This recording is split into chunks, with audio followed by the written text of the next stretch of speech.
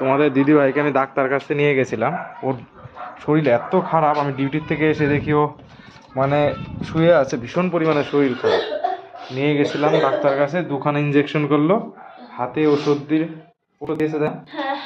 আর কি ওর তোমার খাবার তো এখন কি খাবার খেতে হবে, তোমার ব্রেড, খাবার বানানো হয়, নিয়ে নাও তোমার ব্রেড নিয়ে এসেছি, ওষুধটা খেয়ে নাও এখন তাড়াতাড়ি, ব্রেডটা খেয়ে। শরীরটা ভীষণ খারাপ, 2টো ইঞ্জেকশন করলো আর এখানে ওষুধ দিয়েছে জ্বরের, বলছে স্যালাইন টানাবে। আমি বাবা স্যালাইন টানতে একদম পছন্দ করি না। ওকে আমি বলছি ওয়ারেসেন আমাকে দিও ঘরে, আমি সেইটা খাবো। আমি এইটা একদম বরদাস্ত করতে পারবো না, আমার শরীরে সুই ফোটানো আমার ভীষণ কষ্ট হয়, ঠিক আছে? হাঁপিয়ে যাচ্ছি কথা বলতে। তো এই যে ওষুধ দিয়েছে সেটাও কষ্ট, আমি যাবো না স্যালাইন টানতে, আমি যাবো না, ওই কাজটা করতে আমি যাচ্ছি না। আর এই যে এখন এখান থেকে একটু পাউরুটি খাবো, খেয়ে ওষুধগুলো খেয়ে আজকে আমি শুয়ে পড়বো। টাটা, অন্য কোনো একটা ভিডিওতে দেখা হবে। তোমরা সবাই সুস্থ থেকো, ভালো থেকো।